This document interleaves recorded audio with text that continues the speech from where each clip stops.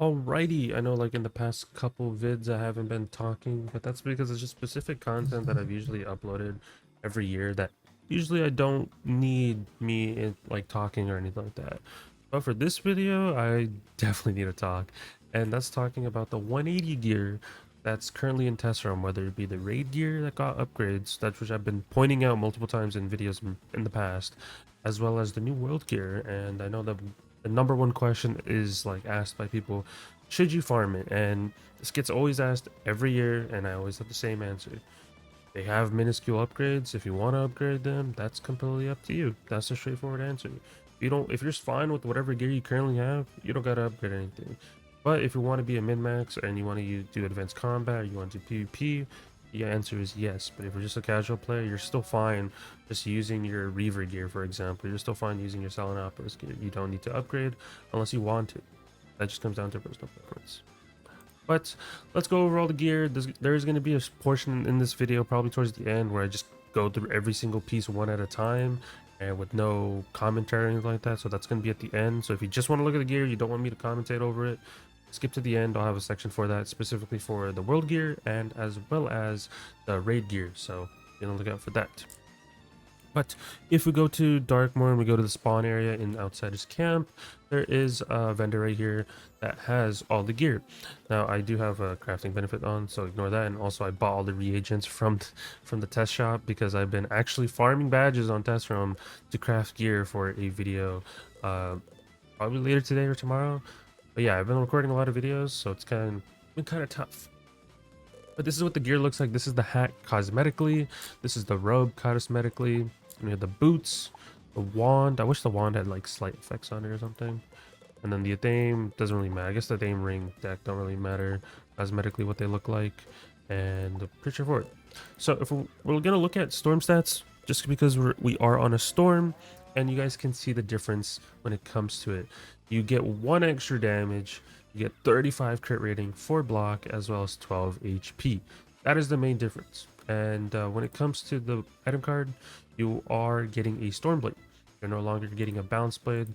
The avatar template gave you a Bounce Blade, while this one gives you Storm one. So obviously, I'm gonna get this one regardless because this is the better piece, right?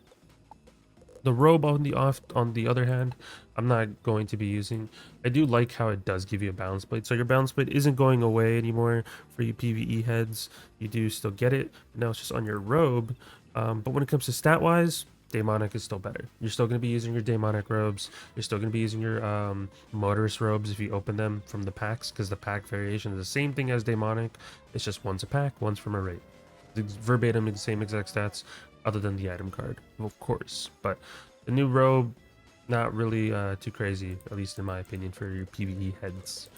And then the boots, which I honestly had some concerns about, is there is no damage increase on the boots. I wish that there was. I kind of wanted to have at least 1 extra damage or something, but there is no increase. Instead, it's just 3 res, some extra crit rating, some block, and some health.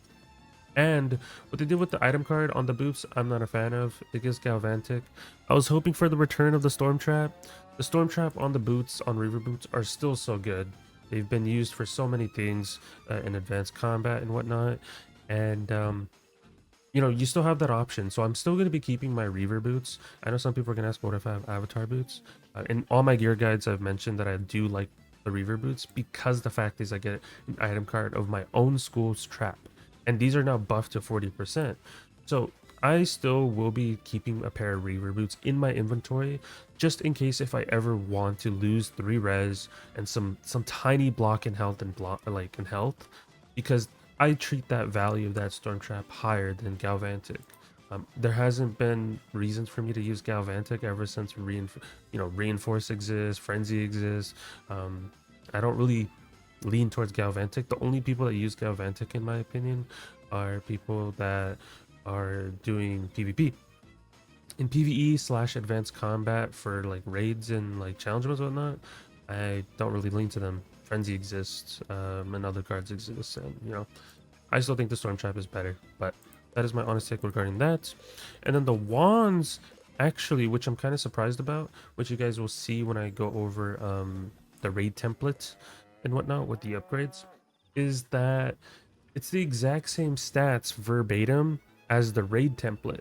Now, usually the raid template has one pierce extra or maybe one damage extra, very small, like it's like one or two extra pierce, but that's no longer the case now. So I guess technically the pay to win wand is not, or pay to win slash raid wand is no longer a thing. Now your 181 is literally going to be the same exact stats as the world gear, which was very interesting to see. um and I'm kind of sad that I'm gonna have to bench my Shababa wand, which I've mentioned in all my gear guides.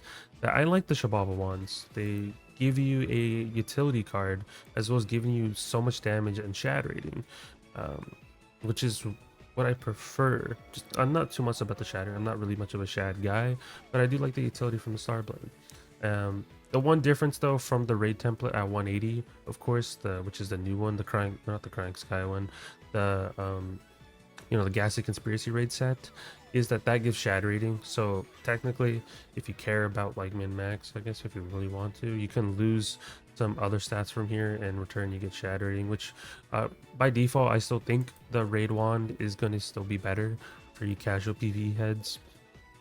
But if you don't care about the shad rating, just use this. It's not a big deal. Your damage and pierce is still exactly the same, which is what people care about mainly. But like I said, not too much of a fan of the item cards, at least for the wands. So still not. The themes now, this is another separate topic as well. So I will take off my theme for this specific reason. Just compare to Reaver, so you guys can get like an understanding of, oh, is this better than Reaver in an avatar? Well, lo and behold, you get very small stat increases. As you can see, you got 14 extra health as well as 3 block.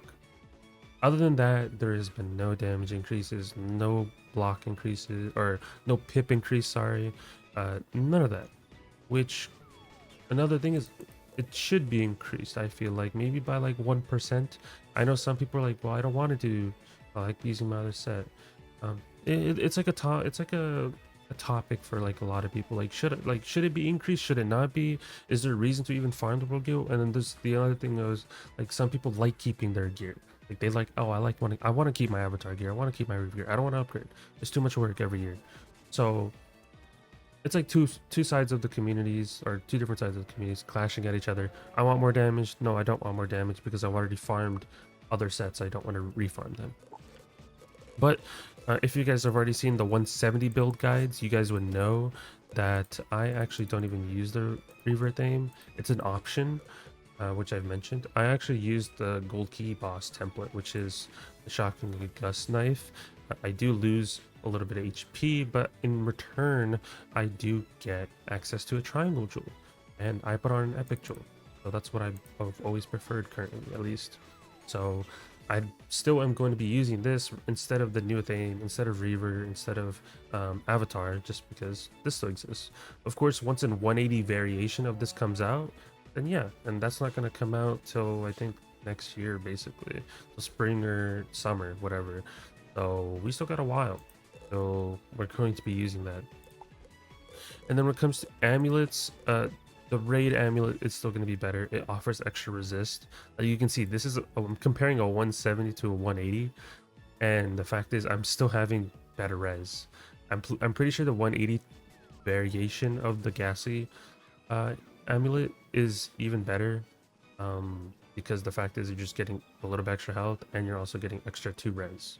So I still prefer the Ghastly amulets, but I will give props to the item cards on this, because you're still getting that Ellie blade, which is from like the private eye also gives that as well. But you do get an impair from here, and I kind of like how you do get an impair from here, because if you're not a person that wants to train stuff and you still want to have decent stats on a storm and whatnot, and you have to use like the utility for it, hey, an easy way without having to train the spell. So I will put it there. But Reaver amulet's still good.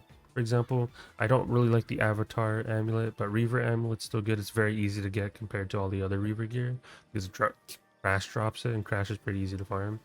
But still will use Raid amulet. And then the ring follows the same logic as well. No damage increase. The only main thing is that you will be getting slight extra health, which in this case, it's not going to show right here because I have a jewel on it, but it's 6 extra health. And then on top of that, I am getting about 20 extra block, or 20 extra crit rating, sorry.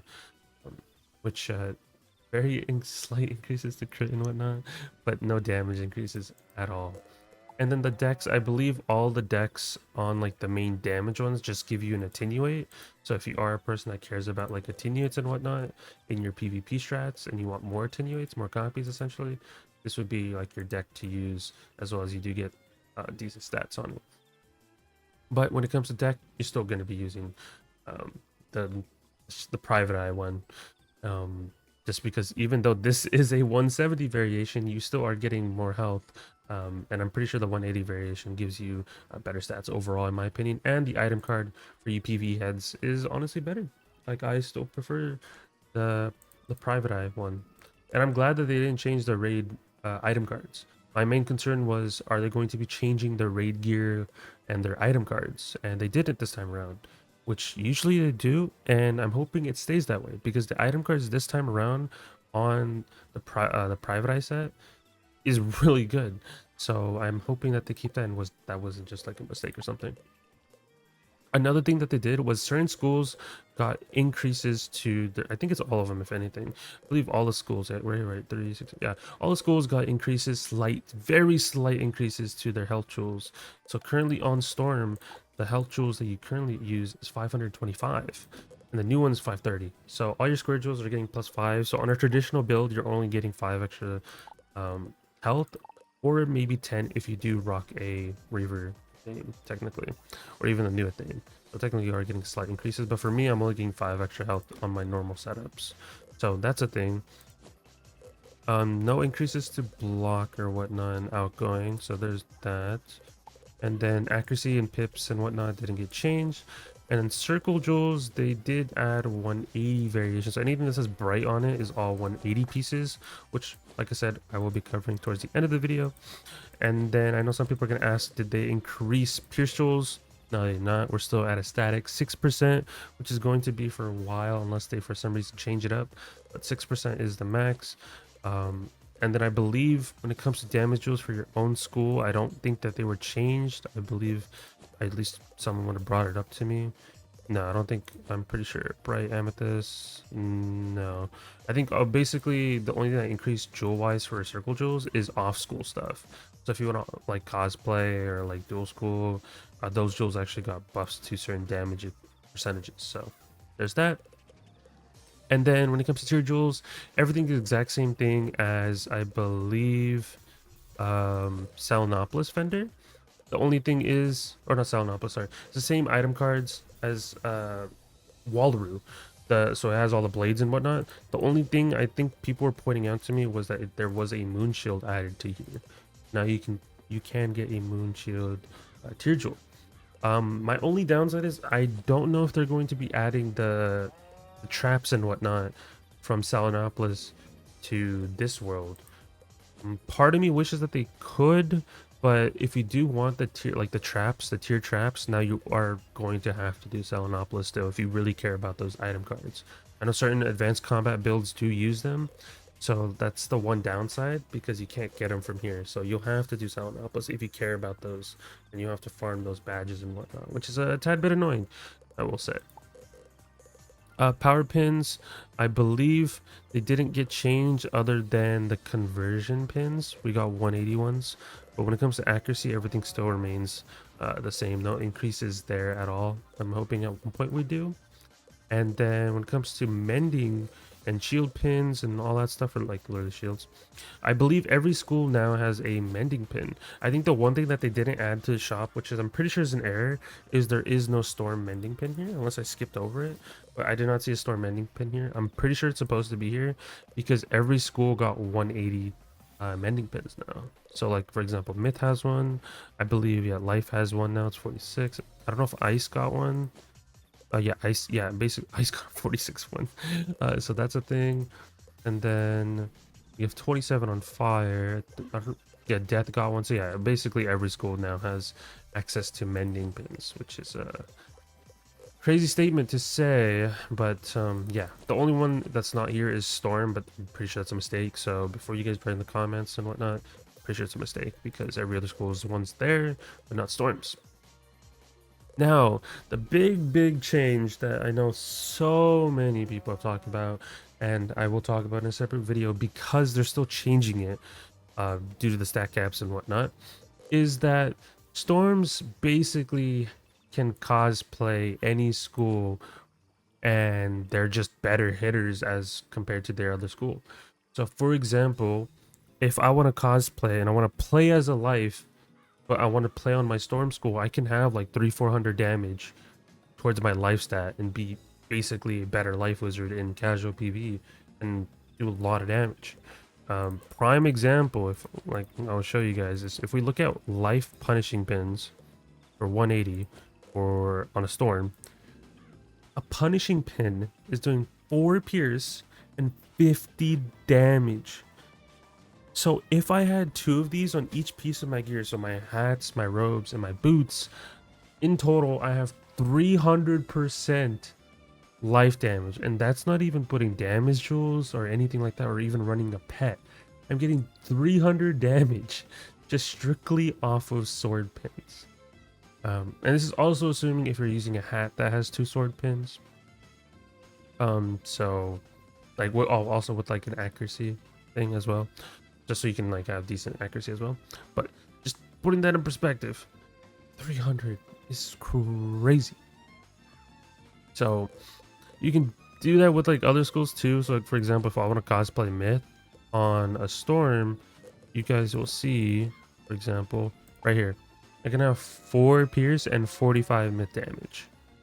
And I'm pretty sure even ice, which is another thing which people were complaining about, yeah, I can have 50 damage and 4 pierce of ice on a storm. So I can have 300 ice damage, which is crazy. It's going to be good as well for Ghastly Conspiracy Raid, because you do have to do some cosplaying or some dual schooling. But that kind of circumvents some issues that people were having in there. I will like it, which is crazy to think about. Just honestly, this is crazy. And I know some people can ask, well, what are storm pins looking like? Storm punishing pins. So if I want to, like, you guys can see, if I'm running punishing pins of storm on a life, I only get 9 damage and 4 pierce. It's kind of more in line of what that school is doing and what their stats represent. So yeah, there's some like storm punishing pins for other schools is not the best, as you guys can see. But versus, well, if I'm on a storm and I want to use other people's schools, yeah, like for example, I think even balance was crazy as well. Like if we go to balance punishing pin for on a storm, yeah, you can get 4 balance pierce and 49 balance damage. Crazy to think about. Crazy. So yeah, that's basically all the the new gear. I think the main concern is people are concerned about cosplaying and whatnot, and how storm shouldn't have as much damage, and some people like it.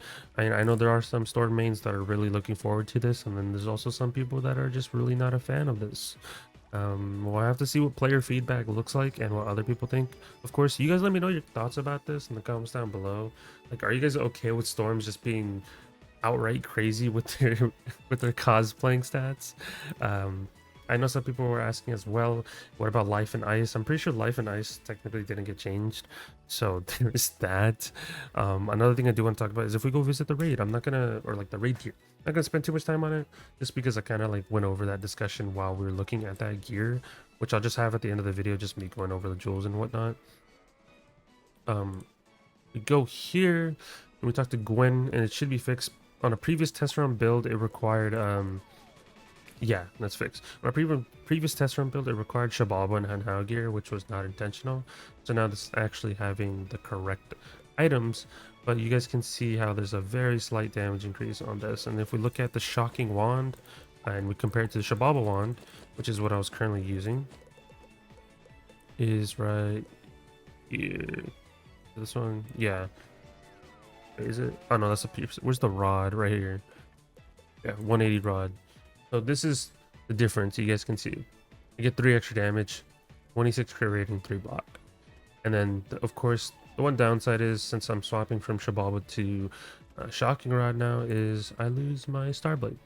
So that's like the one downside, which I kind of liked using the Shababa for because it was an easy Starblade. But it's time to, I mean, it's been a while, literally. I think it's been like 2 years now, right? Yeah. Wow, it's actually been a while. Yeah, I didn't think about how long it's been. Actually, it's been more than that. But it's yeah. So it's time to put this away and start using the rods for the extra 3 damage, which is going to be used in my main setups. And another thing is, I know some people are going to be asking about min-max setups. I'm not going to be posting that this test round. I'll be posting Storm, but I won't be able to do all the other schools because I would have to quest each school in test round. And I'll be honest, I don't have the time for that. I will do my best and get as many schools as I can done in test round, but I don't want to make any promises because there's so many videos I've recorded, and that's a lot of editing I have to do. So I just want to put that in perspective for all the people asking me, can I do builds for 180 for every school? Not right now. Not right now. I'm gonna wait till live realm, and then I'll quest all my characters, and then eventually I'll post videos for each and individual school and make your videos for those as well. They're very straightforward, so I wouldn't trip out too much regarding that. But those are my thoughts. Looking at the gear, it's kind of crazy when it comes to at least the dual schooling portion and like the pins, but when it comes to the actual gear, there isn't the most crazy stat increases. Of course, the boots aren't even being changed damage-wise for Storm, so like realistically, you can still use Reaver, Avatar. The hat you should probably switch, and the wand and everything like that you should probably switch just for the extra damage. So like the hat and the wand you should change. The Athame and ring you don't have to change. Like I'm still going to be using my key boss Athame, and you can still even use Reaver ring and Avatar ring. And the deck you don't have to change. I think the only thing you should realistically farm for if you guys are trying to increase your stats like slightly is of course just the hat and the wand. And what's crazy is the person that drops the hat and the wand is the final boss of of the world. So if you're wondering where to farm, be farming the final boss of Darkmoor, which is the dragon, Balor and whatnot. So have fun with that. I'll eventually make a guide on that too. So many things. There's going to be a guide for basically everything at this point. Also, if you've done Darkmoor test realm, in the comments, let me know what bosses you guys are struggling with, and I can make some videos on that as well. If there's like a certain boss that you guys are struggling with or whatnot. But that is it for me. Leave a like, subscribe, all type of stuff. The rest of the video is going to be me scrolling through all the gear, so you can pause at any point you want, as well as you can, you know, pause at the jewels and whatnot. So there's that. But that is it for me. Leave a like, subscribe, all type of stuff, and I'll talk to you guys in the next one. Peace out, guys.